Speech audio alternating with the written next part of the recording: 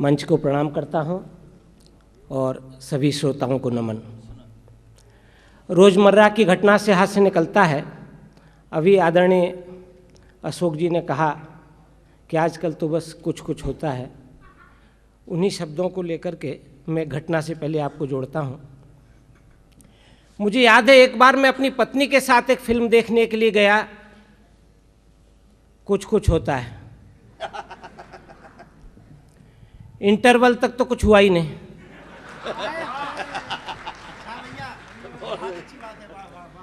जब हम फिल्म देख के लौटने लगे तो पत्नी बोली कि आप मुझे इतना प्यार नहीं कर सकते जितना शाहरुख खान काजोल को करता है।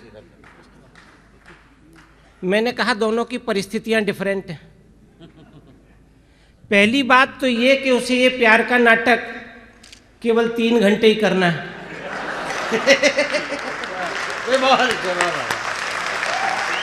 क्या बात है महेश जी, वाह वाह वाह वाह। यहाँ तो जिंदगी भर का मरना है। दूसरी बात ये कि उसे प्यार करने के 3 करोड़ रुपए मिलते हैं। यहाँ मिलना करना तो दूर, जिस दिन ढंग से प्यार कर लो तो 10-5 हज़ार की चोट लगना तो मामूली चीज है।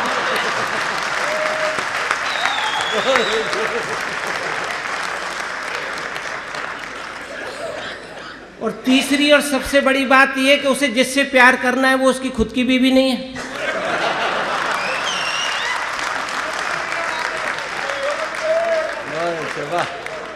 यही कुछ इंसेंटिव हैं जो सीन में जान डाल देते हैं। साहब मैं देख रहा हूं कि मेरी बात सबसे ज्यादा उन लोगों की समझ में आ रही है जिनकी अभी तक शादी नहीं हुई, या फिर वो लोग जो अकेले ही आए हैं। क्योंकि जो लोग जोड़े से बैठे हैं वो तो पहले मेरी बात सुनते हैं, फिर एक दूसरे की शक्ल देखते हैं और तब हंसते हैं।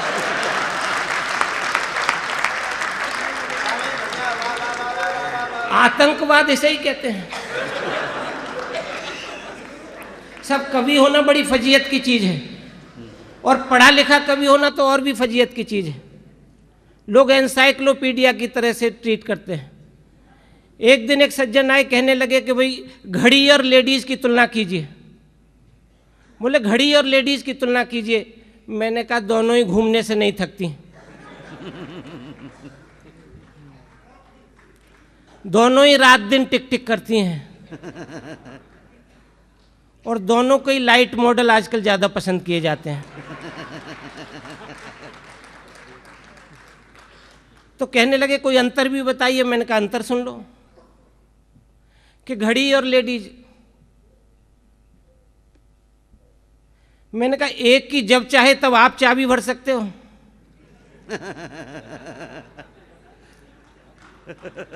और दूसरी जब चाहे तब आपकी चाबी भर सकती है। बढ़िया बढ़िया भैया, वाह वाह वाह वाह। और पहले की कीमत अच्छी हो तो अक्सर अच्छी निकलती है। अच्छा है भाई, अच्छा है, बढ़िया है, अच्छा। और दूसरी किस्मत अच्छी हो तब अच्छी निकलती है। दोनों ही बहुत बढ़िया है भाई, वाह वाह वाह वाह वाह वाह। बहुत अच्छा भाई, वाह वाह वाह।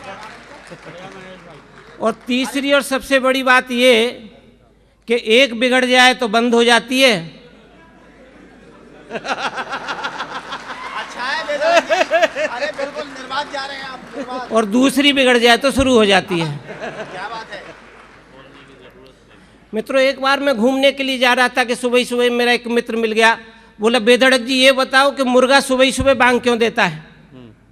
मैंने कहा ये उसकी चॉइस का मामला है। अच्छी बात है। बोले नहीं कोई तड़कता सा भड़कता सा रीजन बताओ कि मुर्गा सुबह सुबह बांग क्यों देता है। मैंने कहा भले आदमी कोई भी मुर्गा अपनी पूरी बुलंदी में उसी समय चिल्ला सकता है जब तक उसकी मुर्गी सोई हुई है। लेकिन जरूरी नहीं है कि हर मुर्गा ही बांग दे। कई मुर्गे तो इतनी भी हिम्मत नहीं जुटा पाते। मुझे याद है एक बार एक मेढक एक ज्योतिषी को पास गया।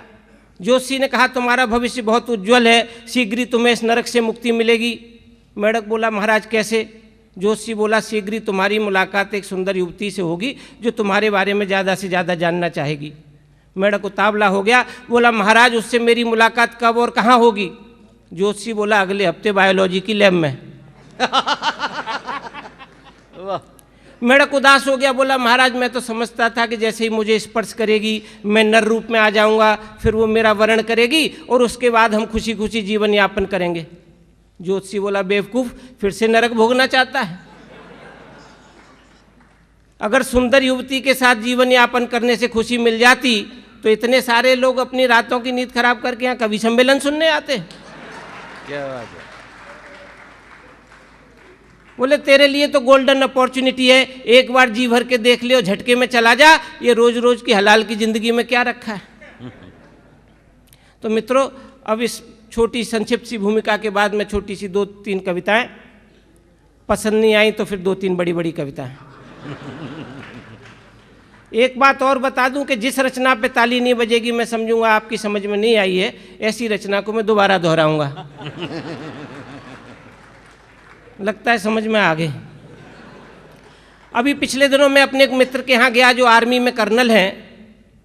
कहने लगे कि रेलवे और आर्मी दोनों में बड़ी समानता है, गजब का रेस्पॉन्स है, 24 घंटे इमरजेंसी है और डिसिप्लिन भी कमाल है। मैंने कहा बस एक ही फ़र्क है, आपके यहाँ झटका है, हमारे यहाँ हलाल है। वाह।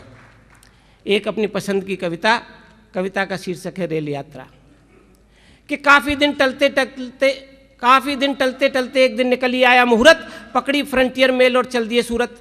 मित्रों, रेल की पटरियों पर जब डिब्बा अपने प्राकृतिक अंदाज में डोलता तो कोई न कोई यात्री एक आध वाक्य रेल की प्रशंसा में जरूर बोलता। एक कहने लगा यार हद होती है लूट की, टिकट ट्रेन की काटी है, सवारी है ऊँट की। दूसरा कहने लगा इन रेलवे वालों की वजह से नाक में दम है, सामान रखने के लिए जगह इतनी कम है, ये तो सोचते हैं यात्री बेवकूफ़ है, गधा है, 2 घंटे से सूटकेस टांगों पे लदा है और अब तो स्थिति इतनी विकट हो गई है, आंखें चल रही हैं, टांगें सो गई हैं।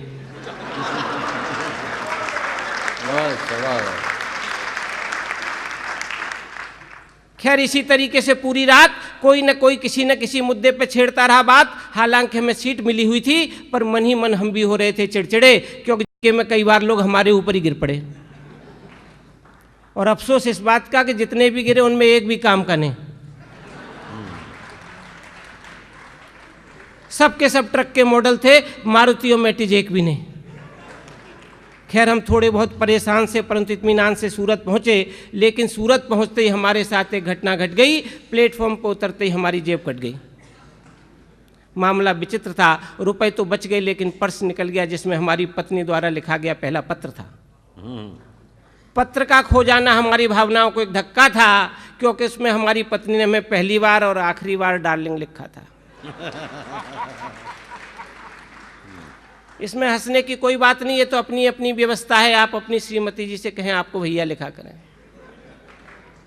खैर साहब, अभी कवि सम्मेलन शुरू होने में देर थी, इसलिए सोचा क्यों न पत्नी के लिए ले ले एक छोटा सा तोहफा।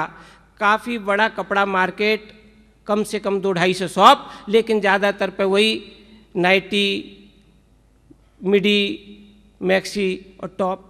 लिहाजा जब दिल नहीं भरा तो सोचा कि खाली हाथ जाने से अच्छा है पत्नी के लिए कुछ न कुछ ले जाए। अब आपको क्या बताएं, हमने एक दुकानदार से कहा पत्नी के लिए दिखाइए एक ब्लाउज पीस। आप यकीन नहीं करेंगे 5-5 सेंटीमीटर की कतरने ले आया 10-20।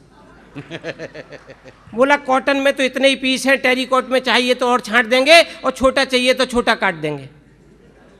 हम उस पर बिगड़ गए, हमें बेवकूफ़ बना रहे हो, 1 मीटर के पीस के बदले कतरने दिखा रहे हो। बोला साहब नाराज़ क्यों होते हो, जब पूरी पीढ़ी की पीढ़ी ही फैशन में मदहोश है तो आप ही बताएं इसमें दुकानदार का क्या दोष है।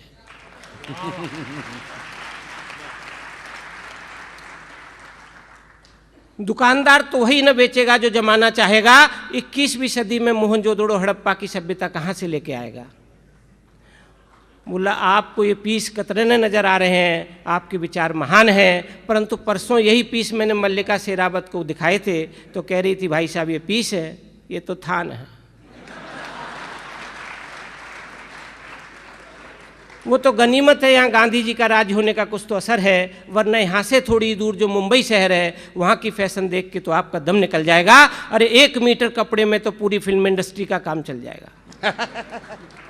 मित्रों, उसकी बात सुनकर के मेरा खोया विश्वास जगने लगा, मेरा सोया विश्वास जगने लगा और मुझे लगने लगा कि हम आधुनिकता के घोड़े पर जरूर सवार हैं, परंतु प्राकृतिक ढंग से जीने की हमारी आकांक्षाएं आज भी बरकरार हैं। इसलिए ताज्जुब मत करना यदि फेंक कर शरीर से कपड़े और लत्ते हम फिर से लपेटने लग जाएं पत्ते, हम फिर से लपेटने लग जाएं पत्ते। बहुत अच्छा, वाह वाह वाह।